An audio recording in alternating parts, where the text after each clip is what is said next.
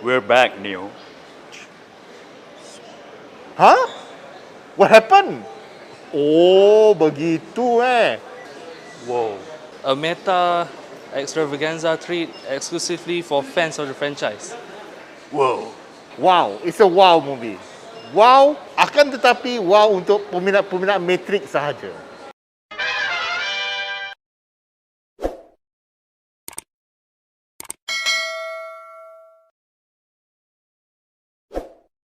Filem Matrix adalah lazat hanya untuk sesiapa yang mengenali dunia Matrix. Kalau siapa yang tak mengenali dunia Matrix, is just paruh masak je. Kau akan, what the hell is going on? I thought it would be more confusing and convoluted sebab seeing as if you've seen the first 3 movies. Tapi to me, ada some things they explain, but some things ada juga a few holes in the plot. So I think it's not perfect, but it's okay lah. But at the same time, I think this is only for fans of the first 3 sebab if you never seen the first 3, memang you won't understand what's happening Susah. I just felt that this film was basically not a regurgitation, mind you. I mean, that's a bad term. It's more like she's just falling back to what she and her brother did back in the day. What, revolutionizing film with the first Matrix, which is still breathtaking up to this day. In this instance, it feels like, yeah, she's doing the same thing. I mean, still different, and still makes sense to continue the story of the Matrix given that it's a franchise film. But at the same time, nothing seems as mind-blowing as it was back in 1999. But at the same time, it's still a fun film. It's still fun to watch. Matrix 4 is still worth it for Matrix fans altogether to watch and to see the plight of Thomas Anderson / Neo. In terms of things new to say, I think there is a bit of that in the script, but and acting-wise, I definitely think Keanu Reeves and Carrie-Anne Moss, they did the best they can, and they're portraying their characters back in the day who, to be honest, don't really show much emotion when you think about it. But I felt that this film had more color, and at least Keanu and Carrie are definitely trying. They definitely are doing, because they have to fall back to the archetypes they created back in the day, so they cannot break script. They have to act like how they acted back in the day, so it works. As a sequel, as a continuation, as a follow-up, it works. Sticks to the theme of, going back to love and, resurrection as the title mentioned. And again, they explain the plot really well. That being said, it's definitely not for newbies. If you enter this film, you should have done your research for the past 3 films that came out like what, a decade plus so ago. Mana-mana franchise aku tengok, Star Wars, Ghostbusters, even Spider-Man, semua pun top fan service. So kau nak appreciate dia lebih, kau kena tengok all the trilogy ke apa semua. So if you want to watch it, you have to appreciate more, you have to watch it the trilogy first. But want to watch it without the trilogy pun boleh juga. But then nanti you akan keliru sikit dan tak faham apa-apa lah. Aku tak pernah tengok fully Matrix 1, 2, 3, but I did a research because of the concept is so good. So I ingat bits by bits some certain scene yang menyentuh hati aku lah, and also the concept of the Matrix itself. So dengan knowledge yang tak seberapa ini, apabila aku tengok cerita ni dan berdasarkan skrip Lana Wachowski, dan aku boleh ingat sedikit callback apa yang berlaku tentang certain scene, aku rasa bagus cerita ni. Cuma aku nampak dia banyak main kepada nostalgia dan juga fan service lah. So aku rasa macam menyesal aku tak tengok tonton Matrix 1, 2 and 3 supaya aku lagi menghargai filem ni lah. Bagi pendapat aku, ini memang purely fan service, tetapi benda yang bagus. Kalau orang tak pernah tengok pun, aku rasa mungkin dia akan layan dari segi scene yang di mana dengan Yang itu aku rasa memang betul-betul tangkap drama pukul 7 yang bagus lah. Aku rasa dengan ketiadaan sister kepada Lana Wachowski, iaitu Lily Wachowski, tak mempunyai masalah. I think she did a good job as a director. But I still feel that this movie is too much just for the Matrix fans, which I'm not agreeable with. Even though it started with both of them, tapi this movie memang is Lana's idea sebab she only did it because she lost her parents. Lepas tu she got the idea and then she wrote the script. So most of it is her. Still ada the soul of the Matrix, the DNA is still there. So it still feels like the Matrix. So you don't have to worry about having just one of the 2 directors. It's still okay. It's still a good watch. I felt that the flavor of the Matrix film is actually present in the 4th film And definitely is not up its own ass like in part 2 and part 3. Well, half of part 2 anyway. I believe that was a good balance of action and philosophical talk in part 4. Mungkin jugalah sebab dulu ada dua kepala kan. Sekarang ada satu kepala je. Mungkin dia perlukan adik ke abang. Adik. Abang pula kakak. Adik ke kakak dia aku tak sure. Mungkin untuk bila dia bergabung jadi power kan. But then aku rasa for me, for fans, okay. Tapi tidak terangkan secara harfiah, which is why we do like this. Suddenly ada watak baru, ada watak ini. So dia lebih kepada kita punya fan service dan nostalgia, tetapi tidak kepada apa yang berlaku kat dunia Matrix sekarang. Itulah aku rasa yang mungkin kehilangan apabila Wachowski tak ada lah. The world building is like just like that, but they just play with the nostalgia. Macam kau tengok Star Wars, kau hanya menunggu Han Solo, kau hanya menunggu Leia, kau hanya menunggu Luke. Because macam itulah. Yeah. I like self-aware humor, especially self-aware humor yang pokes fun at itself at the same time being meta as hell. So it's a good thing. But we've seen this trend over banyak movies, Deadpool, even Free Guy this year. So now this movie, and I think it provides a bit more depth dalam the social commentary, which it's not just all about the Matrix. There's also things about the real film industry sekarang yang suka reboot stuff. So there's a lot of depth there for us to look into. That is one of the best thing of this script because this script tries to pull in the audience yang bukan Matrix fans and dia buat macam the meta humor and everything, criticizing the reboots and the remakes. That was a good way of explaining what the Matrix Resurrection is all about. It's actually done with the intention of commenting about the film industry as well as sequels and remakes and whatnot. But it's a bit hard to take seriously, especially since The Matrix itself is a franchise that Warner Brothers loves to tout around from day on end. I mean, I believe there was actually a Matrix reference in the last Space Jam movie we saw a couple of months ago, I think. I mean, it was a big crowd. But anyway, good intentions, but probably not in a film like The Matrix, which is all meant, it's like half action and half philosophical babble, techno-babble stuff going on. Which works to his credit because that's what the series is about. Itu memang main blown lah. Tak boleh spoiler tapi memang kau tak, you DDC kami lah. Macam boleh dia cakap macam ni aja. But it's nice. Dia macam acknowledge benda tu dan dia pick a point dan aku rasa benda tu nice lah, just nice. Memang cantik.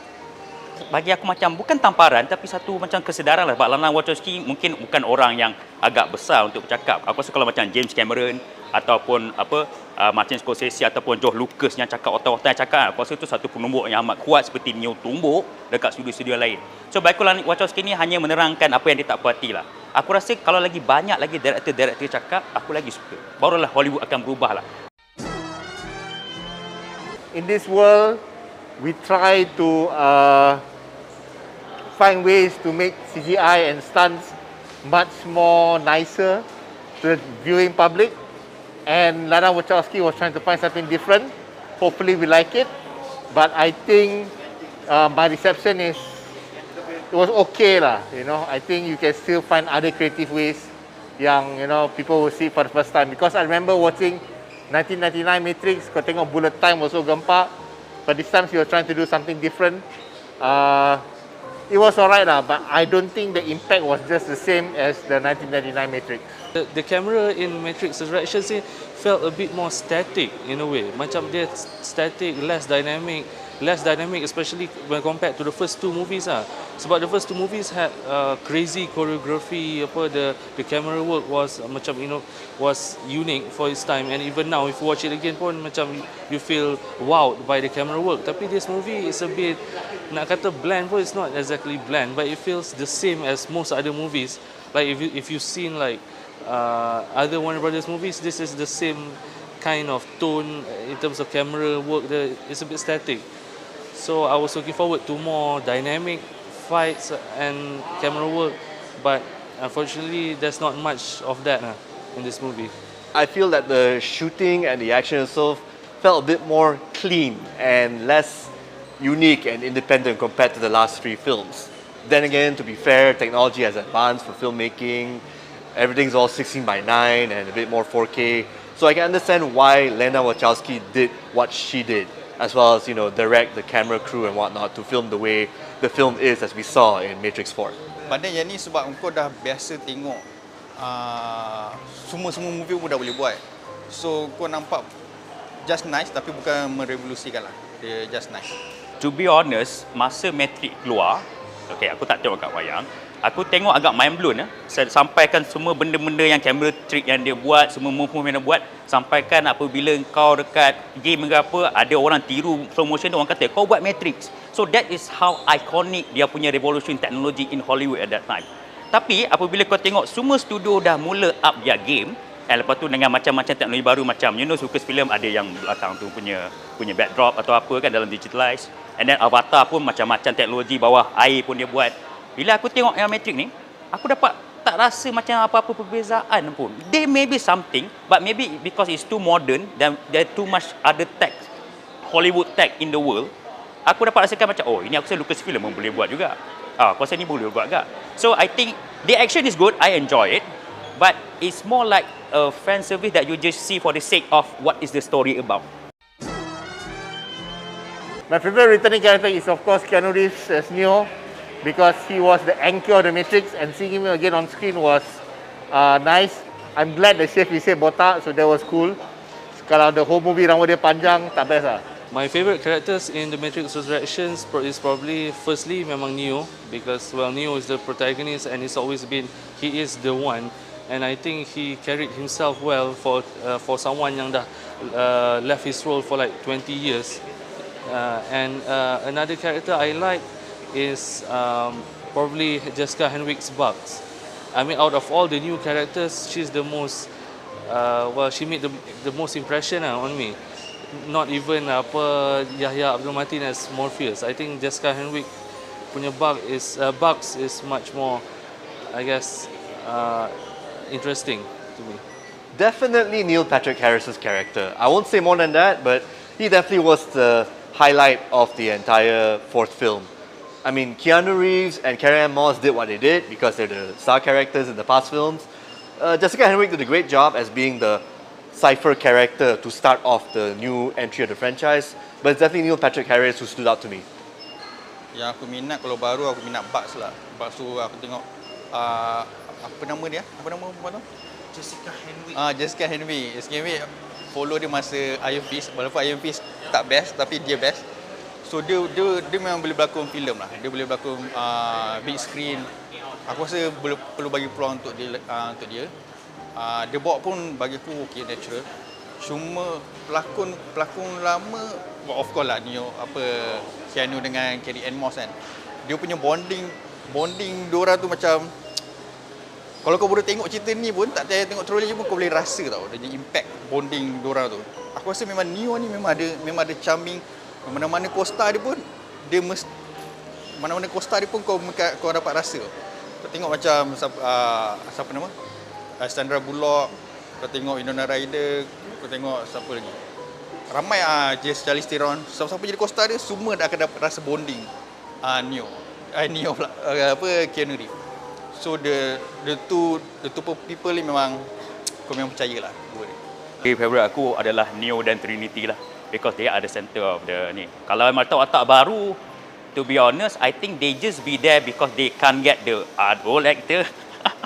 Dia bagi pendapat aku, macam watak baru, I don't feel any emotional attached to them because they just be there because of just being there. But the center of the focus is about Neo and Trinity lah. But I really love Neil Patrick Harris kat situ. Pelakonan dia hebat dan like macam wow, ini manipulatif punya orang. So aku terhibur juga dengan Neil Patrick Harris berada di situ.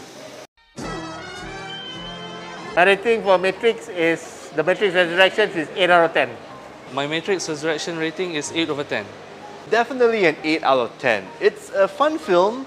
It definitely does service to the previous films. Definitely not up its own ass compared to half of part 2 and part 3 overall. Action's good, everything's good. Definitely not revolutionary, but it's a good resurrection. It's a nice little throwback, definitely. And it has a lot of things to say from Lana Wachowski herself and whatnot. So, good film. Definitely recommended for fans. If you're a newbie going into this, definitely you're going to dock off like a couple more points because you're going to get lost. You're going to get so lost of what's going on and why things are happening the way they are in the film. I mean, it's a continuation, so Maybe I should just call it Matrix 4. It's a resurrection, but they have to stick to theme lah. So what are you gonna do, right? Personally, I will give it 8.5 over 10. Bagi aku, kalau korang bukan fan pun, aku rasa kalau korang nak tengok dulu.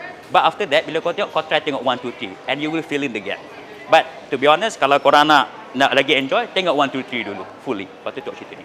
Aku bagi Matrix ni bawah daripada the original Matrix, nombor 2. So aku bagi 9 over 10. Sekiranya anda enjoy menonton video ini, jangan lupa untuk like, share dan subscribe kepada BuzzPopTV untuk lebih banyak video-video yang berkaitan dengan pop culture daripada komik, TV, filem, mainan dan juga banyak lagi. Majulah fandom untuk negara.